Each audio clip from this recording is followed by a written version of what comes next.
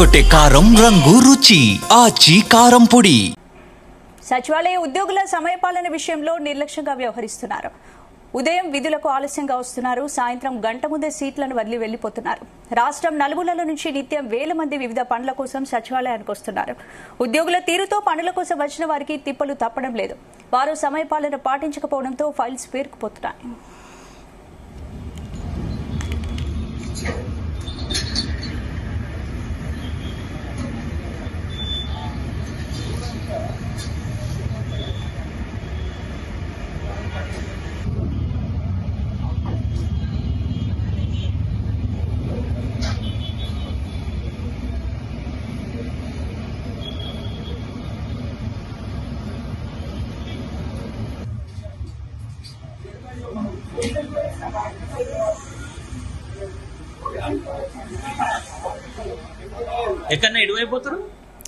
సచివాలయం ఉద్యోగుల సమయపాలన విషయంలో నిర్లక్ష్యంగా వ్యవహరిస్తున్నారు. ఉదయం విధులకు ఆలస్యంగా వస్తున్నారు. అయితే సాయంత్రం గంట ముందే సీట్లను వదిలి వెళ్లిపోతున్నారు.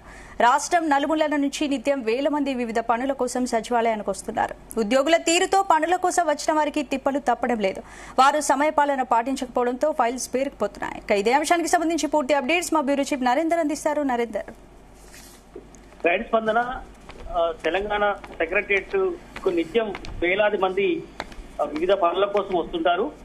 సెక్రటరియట్ అనేది ఒక గుడ్డకాయగా మనం చూస్తున్నాం. ఎందుకంటే ఎంప్లాయీస్ అందరు కూడా, అంటే చిరుద్యోగులు, చిన్న లిఫ్ట్ బాయ్ నుంచి ఐఏఎస్ ఆఫీసర్ వరకు వందలాది మంది దాంట్లో వర్క్ చేస్తున్నటువంటి పరిస్థితి ఉంటుంది. దీంట్లో బ్యూరోక్రాట్స్, ఐఏఎస్ ఆఫీసర్లు పదుల సంఖ్యలో ఉంటారు.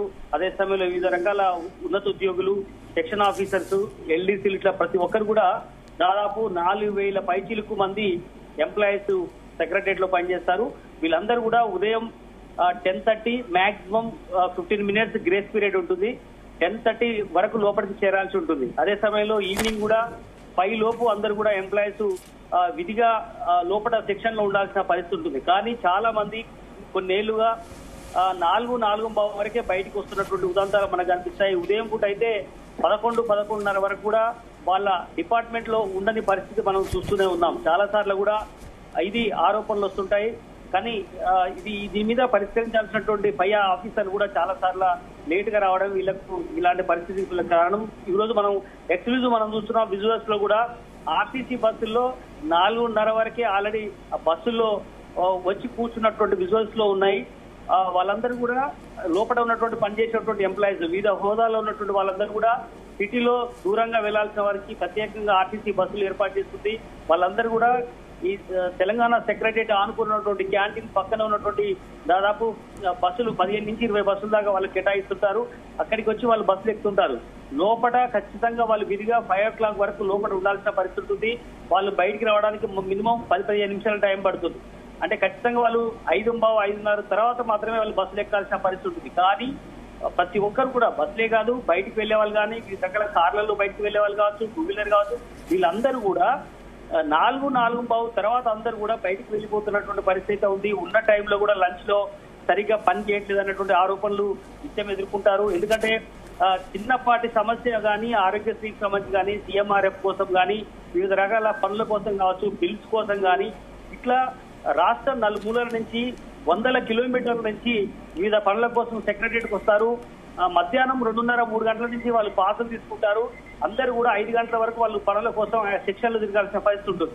కానీ 5 గంటల వరకు లోపల వాళ్ళకు అవకాశం ఉన్నా కూడా ఎవరు సెక్షన్ ఆఫీసర్లు లోపల ఎవరు దొరకకపోవడం వల్ల, ఎవరు అక్కడ సీట్లలో కూర్చోకపోవడం వల్ల వాళ్ళు వెలుగు తిరగాల్సిన పరిస్థితి ఉంది. దీనివల్ల పెద్ద ఎత్తున ఫైల్స్ పెండింగ్ ఉండాల్సిన పరిస్థితి, పరిష్కరించలేని పరిస్థితిలో ఉంటుంది.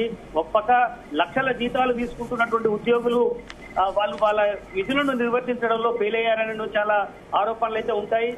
ఏంటి నరేందర్, ఇప్పుడు సమయపాలన పాటించకపోవడంతో ఫైళ్లు పేరుకుపోతున్నాయనే సమాచారం అయితే వస్తుంది. మరి ఈ నిర్లక్ష్యంపై పైన అధికారులు ఏమైనా చర్యలు తీసుకునే అవకాశం? ఖచ్చితంగా. ఎందుకంటే బ్యూరోక్రాట్స్ అనే వాళ్ళు ఐఏఎస్ ఆఫీసర్లు కావచ్చు, ఐపీఎస్ కావచ్చు, వీళ్ళందరూ కూడా కింది స్థాయి అధికారులను కానీ, కింది స్థాయి ఎంప్లాయీస్ అందరినీ కూడా మానిటరింగ్ చేయాల్సిన బాధ్యత ఉంటుంది. ఒక్కొక్క ఆఫీసర్ కింద కనీసం 10ల సంఖ్యలో ఎంప్లాయీస్ ఉంటారు. వారి విధులు ఖచ్చితంగా చూడాల్సిన అవసరం ఉంటుంది. ఇప్పుడు ఇట్లాంటి ఘటనలు రుజువులతో సహా మనం వీడియో ఫుటేజ్ తీసాం కాబట్టి ఇది ఖచ్చితంగా అధికారుల దృష్టికి తీసుకెళ్లాల్సిన అవసరం ఉంటుంది. వాళ్ళు కూడా చూసే అవకాశం ఉంటుంది. వీళ్ళ మీద ఖచ్చితంగా సెక్షన్ ఆఫీసర్ మార్నింగ్ అవర్స్ లో ఎవరు టైంకి వస్తున్నారు, ఎవరు ఏ టైంకి వెళ్ళిపోతున్నారు, ఎవరు ఎన్ని ఫైల్స్ క్లియర్ చేశారు, ఇవన్నీ కూడా ఎప్పటికప్పుడు అధికారులు మానిటరింగ్ చేయాల్సిన అవసరం ఉంటుంది. కానీ ఈ మధ్య కాలంలో మంత్రులు చాలా వరకు జిల్లాల్లో ఉండడం, ఐఏఎస్ కారణాల వల్ల ఒక్కొక్కరికి 2-3 డిపార్ట్మెంట్లు ఉండడం వల్ల వాళ్ళు పూర్తి స్థాయిలో ఒక సెక్షన్ లో ఉండలేని పరిస్థితి. దాన్ని అదునుగా బేస్ చేసుకొని కింది స్థాయి సిబ్బంది దాదాపు 32 డిపార్ట్మెంట్లు ఉన్నాయి.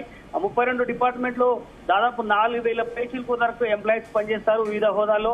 వాళ్ళందరూ కూడా సమయ పాలన పాటించలేదు. అంటే అందరినీ మనం అనడానికి లేదు, దాదాపు సగం మంది వరకు సమయ పాలన పాటించట్లేదు అనేది మాత్రం చాలా స్పష్టంగా కనిపిస్తుంది. ఇది కొంతమంది చాలా చిత్తశుద్ధితో 10 o'clock వరకు వచ్చే వాళ్ళు ఉన్నారు, సాయంత్రం 5 పని ఉన్నప్పుడు 6-6:30 దాకా ఉండే వాళ్ళు కూడా ఉన్నారు. కానీ పని ఉన్నా లేకపోయినా చాలా మంది మాత్రం సగం మందికి పైగా 4-4:30 లోపే బయటికి వెళ్ళిపోతున్నటువంటి పరిస్థితి మనకు చాలా స్పష్టంగా కనిపిస్తోంది. స్పందన. Right, thank you Narayana.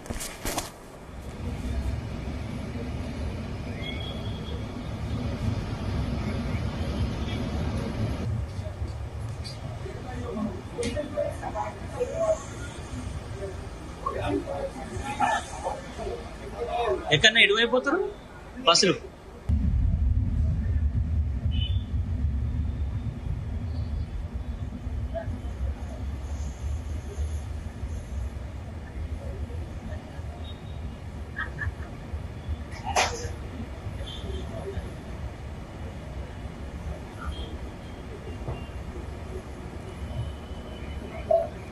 గుమగుమల వంటలే వంటలే తెరకొట్టే కారం రంగు రుచి ఆచి కారం పొడి.